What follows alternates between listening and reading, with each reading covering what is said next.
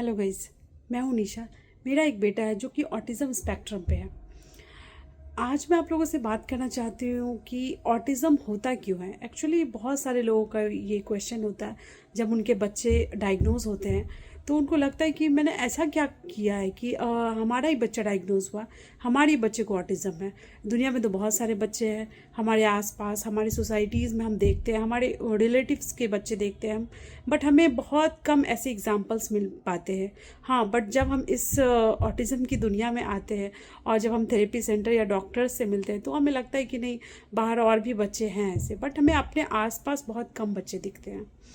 तो पेरेंट्स, मैं इस बारे में कुछ बात करना इसलिए चाहती हूँ क्योंकि मुझे लगता है कि अगर आपको, मैं आप लोगों को सिर्फ एक बात कहना चाहती हूँ कि अगर आपका बच्चा ऑटिज़म से डायग्नोज हुआ है, अगर डॉक्टर ने आपको ऐसा कहा है कि ये आपका बच्चा ऑटिस्टिक है या फिर इसको ऐसे रेड फ्लैग्स आ रहे हैं कि ये फ्यूचर में ऐसा कुछ हो सकता है, तो आप इसके लिए घबराएं ना बिल्कुल भी। आप बल्कि इसके ऊपर ध्यान देना और बहुत ज़्यादा काम करना स्टार्ट कर दें। अगर आप न्यूली डायग्नोज ऑटिस्टिक बच्चे के पेरेंट्स हैं ना, तो मैं आपको एक ही सजेशन दूंगी कि आप डिप्रेशन में ना जाए और परेशान ना हो और इधर उधर ना भागे कि इसका रीज़न क्या था, मैंने ऐसा क्या कर दिया, क्या मैंने टीवी दिखा दिया या फिर मेरी प्रेगनेंसी में कोई फॉल्ट थी। ये इसमें से कोई भी रीज़न आपको नहीं मिलेगा, मैं आपको ये विश्वास दिलाती हूँ क्योंकि मैं इस राह से गुजर चुकी हूँ। मैंने ये सारी चीज़ें को एक्सपीरियंस कर चुकी हूँ। मेरा बेटा 6 इयर्स का है और आज वो बहुत ही ज़्यादा इम्प्रूव्ड है। मैं आपको इतना बता सकती हूँ कि अगर हम अपने बच्चे पे बहुत ही इनिशियल पीरियड से काम करें और हम अर्ली इंटरवेंशन करें तो हमारे बच्चे बहुत इम्प्रूव हो सकते हैं। और कई बार तो वो ऑटिज़म से ऑलमोस्ट बाहर आ जाते हैं। लोग ना ही आप समझ पाएंगे कि ये बच्चा कभी ऑटिस्टिक था। बस इसके लिए आपको एक ही चीज़ करनी है कि आपको बहुत ज़्यादा से ज़्यादा काम उसके ऊपर करना है। जैसे ही आपको डायग्नोज हुआ, ये नहीं कि आप डॉक्टर्स के चक्कर लगाने लगे और थेरेपी सेंटर के चक्कर लगाने लगे। हाँ, ये बात सच है कि शुरू शुरू में हमें इसके बारे में कुछ जानकारी नहीं होती, हमारे पास कोई नॉलेज नहीं होता कि हम करें क्या। बट अगर आप मेरी बात सुने तो मैं आपको सबसे पहले यही बताऊंगी कि आप अपने बच्चे के साथ एक बहुत ही अच्छा, बहुत ही गहरा बॉन्ड क्रिएट करने की कोशिश करें, ठीक है। सो दैट कि आपका बच्चा आपके साथ खेलने में बहुत ज़्यादा इंटरेस्टेड है, वो हर चीज़ मतलब आपके साथ आराम से करना चाहे।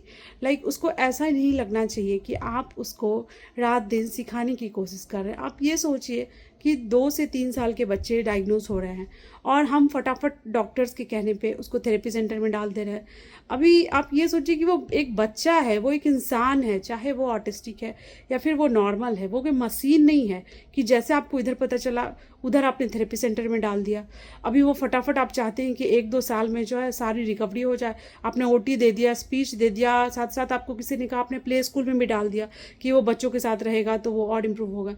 अरे, इतनी जल्दी करने की कोई ज़रूरत नहीं है। आप आराम से उसके साथ ज़्यादा से ज़्यादा टाइम बिताएं।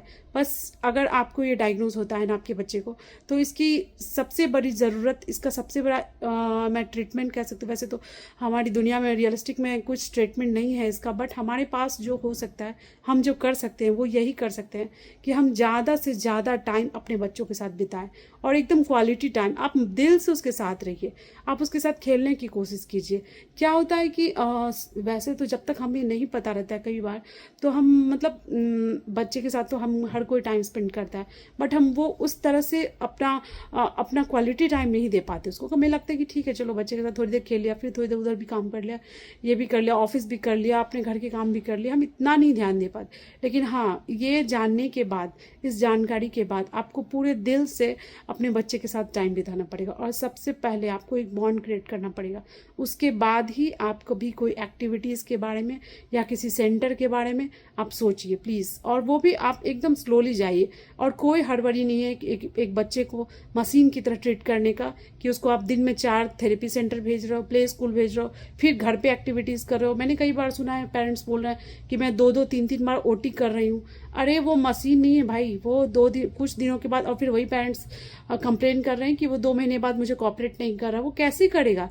आपने उसका बचपन ही छीनने पर लग गए हो। आप उसका बचपन छीन रहे हो। उसे जीने दीजिए, वो बच्चा है, बच्चे की जैसे उसको ट्रीट कीजिए। हाँ, हो सकता है वो थोड़ा स्लो लर्नर बनेगा, थोड़े बाकी बच्चों से थोड़ा स्लो सीखेगा, बस में कोई बात नहीं है। बहुत सारे ऐसे बच्चे जो डायग्नोज नहीं होते हैं, उनमें भी बहुत सारी प्रॉब्लम्स होती है, बट हाँ, लोग ध्यान नहीं देते।